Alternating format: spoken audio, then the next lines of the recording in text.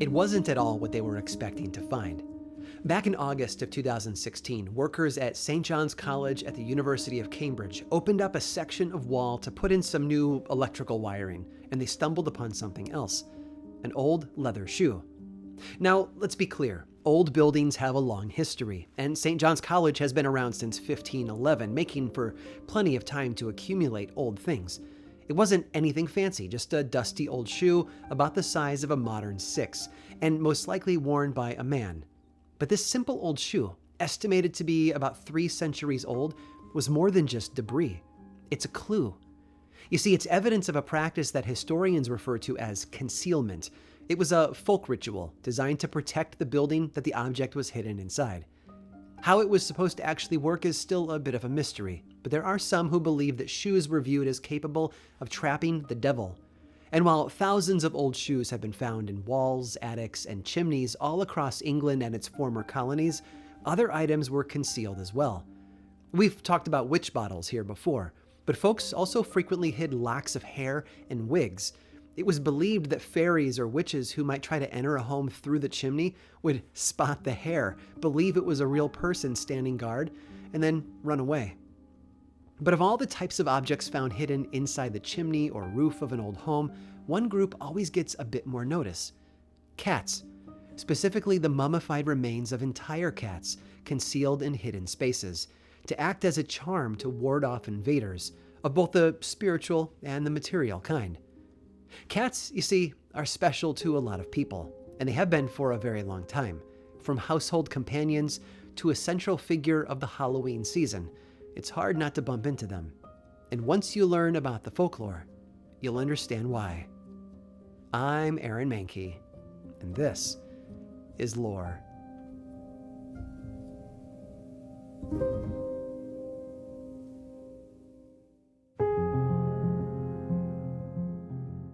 Ask any mythology and folklore fan about cats, and they'll almost always make a common mistake. Most people will definitively state that the ancient Egyptians worshipped cats, which you might be surprised to learn is wrong. The ancient Egyptians had an entire pantheon of deities, some of which had animal-like features. Head of a jackal, head of a falcon, that sort of thing. And one of their gods was Bast, or Bastet, who was often depicted with the head of a cat. But the Egyptians didn't worship cats. They simply recognized that cats had a strong resemblance to Bast and considered them special because of that. Is that nitpicky? Yeah, probably. But it'll make you popular at parties too, I'm sure.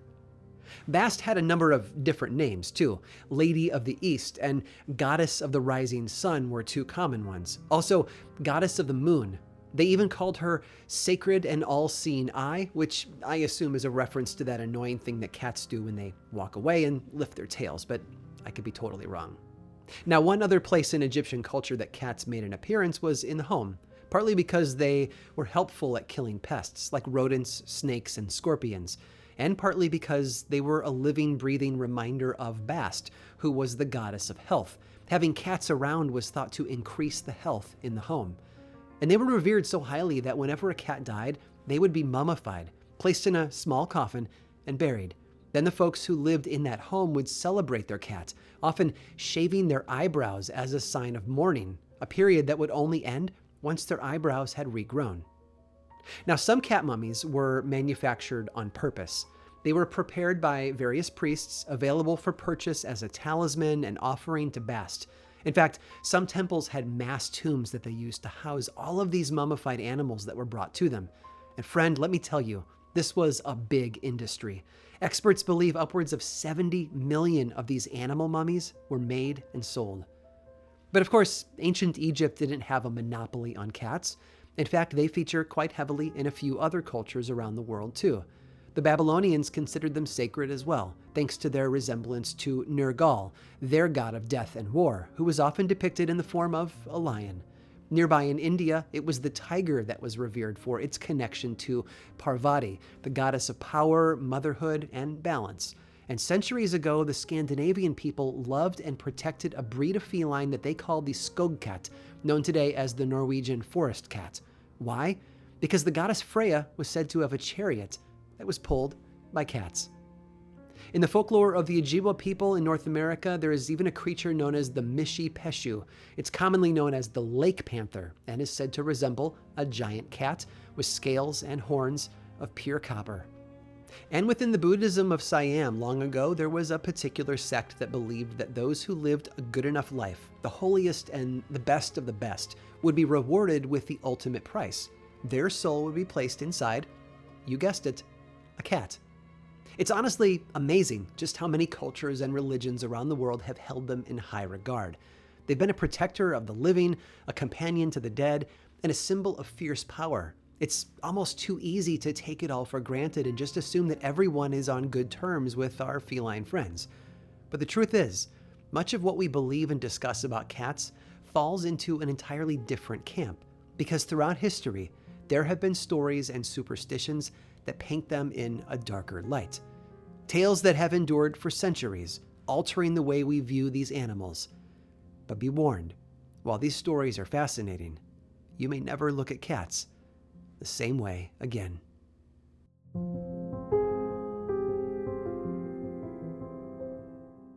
Chances are good that your Halloween decorations, or maybe that spooky t-shirt that you love to wear, displays one of the major symbols of the supernatural season, the black cat. But symbols often have more than one meaning, and the black cat is no exception. In England, for example, there's an old mining superstition that claims that it's bad luck to say the word cat while underground. In the Netherlands, it's thought to be a good idea to watch what you say around your cat, since they are considered to be terrible gossips. Cats have often been a source of divination over the centuries as well. In the area around Nova Scotia and Prince Edward Island, folks believe that you can tell the status of the tide by how wide a cat's eyes appear. And in Wales, the sound of a crying cat on board a ship means that there's a difficult voyage ahead. Interestingly, there's one folk belief that's shared between England and Japan, and it has to do with the dead. It seems that people in both countries, completely independently from what I can tell, believed that a cat had the power to reanimate the dead simply by jumping over the body. In England, those undead bodies became vampires. In Japan, though, they are simply puppets of a darker power, the cats themselves. Speaking of death, we can't forget about the Middle Ages and the deadly outbreak known as the Black Death. Many experts still believe that the illness was carried by fleas, which in turn were transported on rats.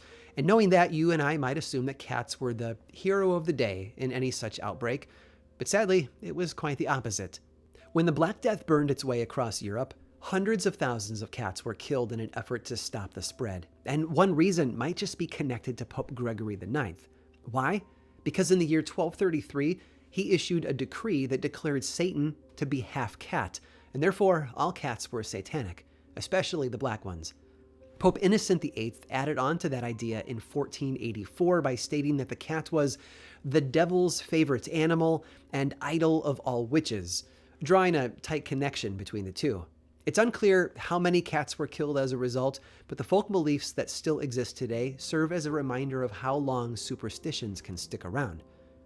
One more general bit of folklore concerning cats.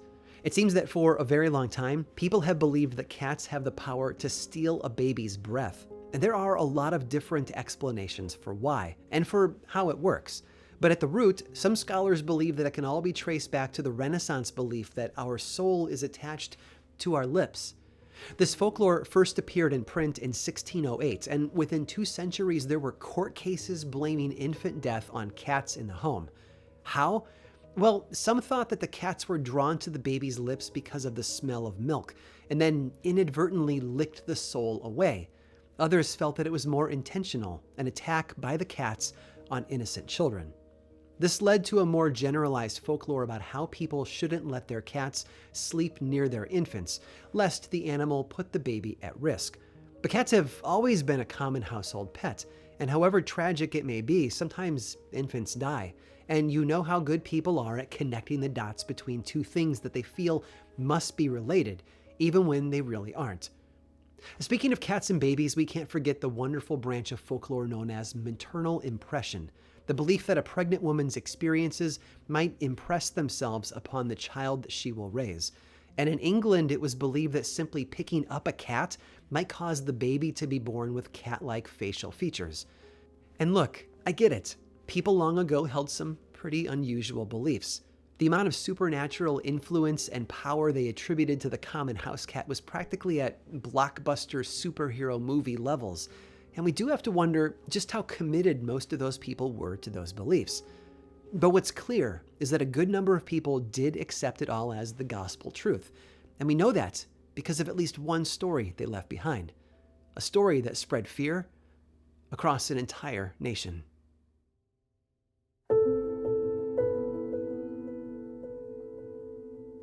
There's a lot that we don't know about her story. Taking place in 1569, that's not unusual. Most people, for most of history, slipped through life without much by way of proof that they were ever there. And the same was almost true for Agnes.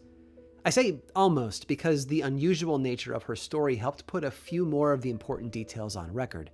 As far as historians can tell, she was born around 1542, making her roughly 27 when her life took an unusual turn. Her father was a butcher, and she herself worked as a domestic servant in a house in Leicestershire, England. Sometime in 1568, though, Agnes became pregnant. Now, back then, becoming a mother out of wedlock was practically a death sentence. She risked losing her job, being cut off from all of her friends, and being labeled by the church as a deviant. Needless to say, things weren't looking up for poor Agnes. In January of 1569, she went into labor. Whether or not the child would be welcomed by the community did not matter at that moment. But when it was over, folks noticed something. There was no baby. At least, not that they could hear or see. Now, for a woman in the position that Agnes found herself in, that was a problem, because people would start whispering that she had killed the infant herself to escape the stigma of motherhood outside of marriage. It wasn't a wildly common thing, but it also wasn't unheard of, and it was a crime, punishable by death. When asked, Agnes seemed to have an evolving story. At first, she told people that the child was healthy but being nursed by another woman in a nearby town. Then her story changed to a premature stillborn birth sometime before Christmas a month earlier. But soon, one more explanation began to push all of the others out of people's minds. You see, later descriptions of the birth painted that day in darkness. Literally, I mean. One of the women present, Margaret Harrison, later said that the midwives willed her to fetch a candle, for they had no light.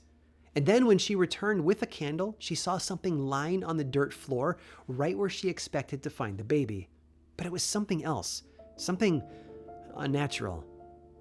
On January 22nd of 1569, just a couple of weeks after this rumored birth, Agnes was brought before the local archdeacon to testify in a religious court. That's where Margaret Harrison gave her description of a call for light and of witnessing something odd. But others testified as well. One of the midwives, a woman named Margaret Rue, claimed that prior to the birth that day, she had examined Agnes to see how dilated she was and felt her finger get pricked by something sharp. The other midwife, Elizabeth Harrison, told the court about an experience that she had days before the birth while out walking with Agnes. They came across a Dutch woman who saw the pregnant woman and, uninvited, I would expect, predicted a moon calf would be born, an old name for something unnatural and inhuman. Elizabeth then attended the birth and claimed that the prediction came true. Agnes Bowker's child was a cat. A dead one, to be fair, but a cat nonetheless, born hindquarters first. And before you think that this was a trick of the shadows in that dark room, let me add, they had a body to examine. At first, the midwives simply took it to a couple of local men to give it a look. After cutting it open, they found bits of bacon in its stomach, but noticed nothing else out of the ordinary. Then it was handed over to a deputy working for the archdeacon, and he, if you'll pardon the pun, took another stab at the autopsy. Now that man, Anthony Anderson, even went as far as to kill and study a separate cat so that he could better compare the two creatures, and said that it containeth the full length, thickness, and bigness of the same, measured by a pair of compasses. With that, the story spread. And honestly, how could it not, right? Woman gives birth to cat seems like a headline pulled straight from the pages of a 1986 copy of The Inquirer, right alongside photos of Bat Boy and the Loch Ness Monster. It was tailor-made for travelers to carry with them as they roamed far and wide. Agnes Bowker, they said, had done the unthinkable. She had given birth to a monster.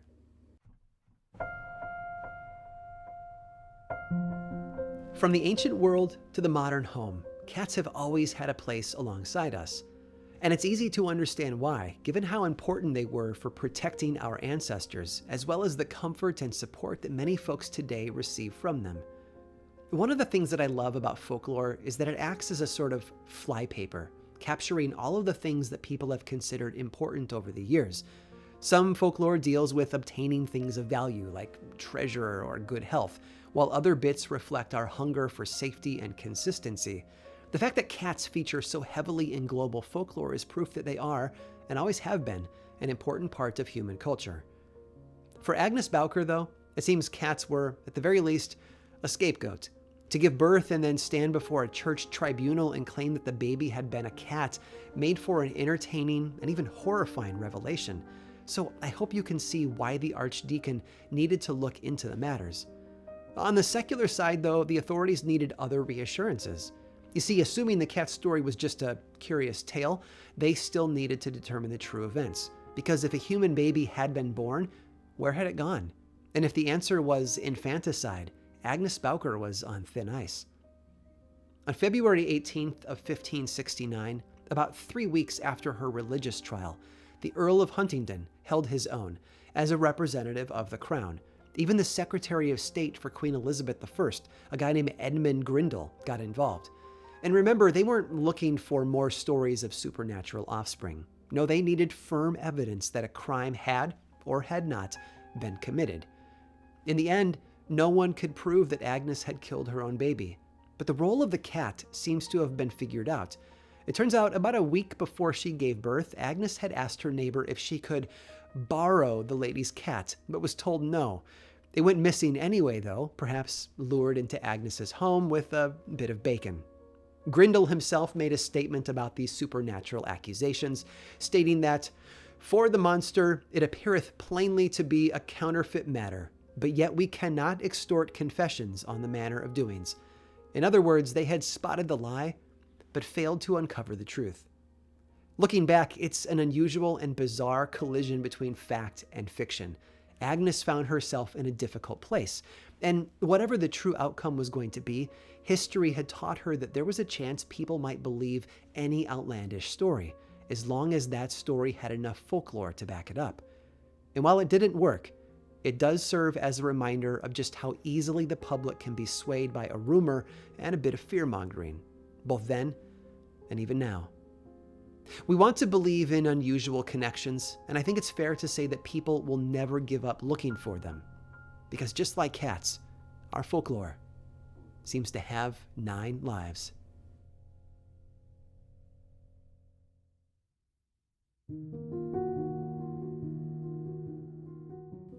As I mentioned earlier, cats are found everywhere around the world. Whether characters of fiction or footnotes in history, just about everywhere you look, there's a cat to be found. Now, before I explain one of these last feline traditions to you, we need to think back to the attitudes of medieval Europe toward cats.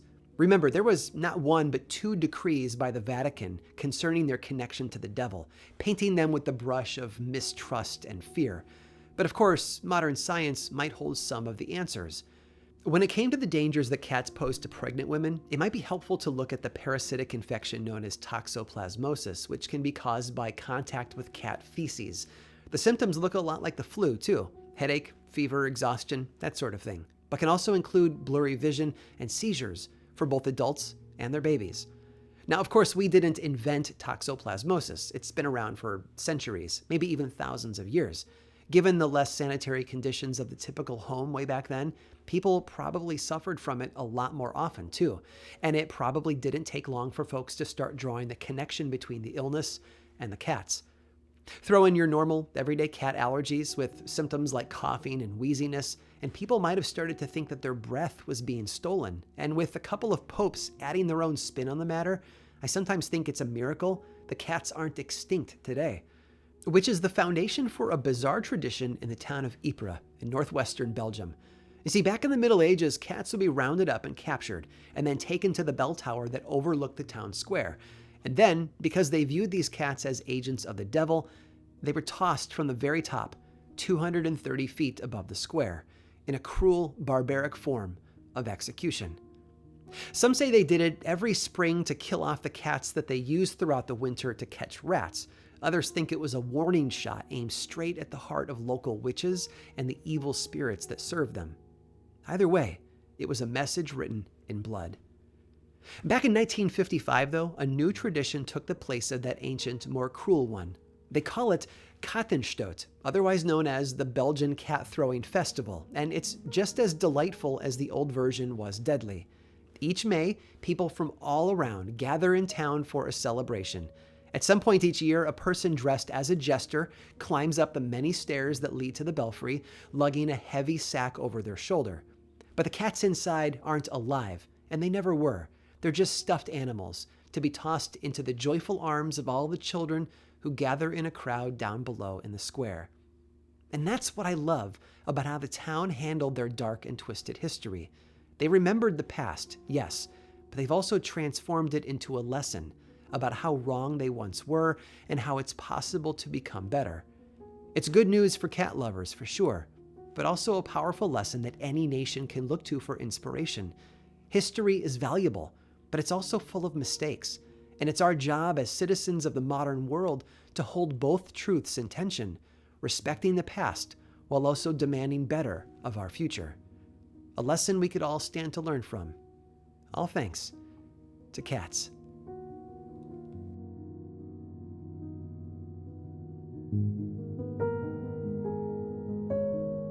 As always, folks, thanks so much for watching. Credits for today's episode are in the description below. Now, Lore has been a podcast since 2015 with nearly 400 million downloads to date. You can learn more about this show, plus the book series and the television adaptation on Amazon Prime over at lorepodcast.com. And of course, be sure to click the subscribe button and the bell icon so that you don't miss future episodes. And if you enjoyed this one, click that thumbs up. You can also follow the show on Twitter, Facebook, and Instagram. Just search for Lore Podcast, all one word, and then click that follow button. And when you do, say hi. I like it when people say hi. And as always, thanks for watching.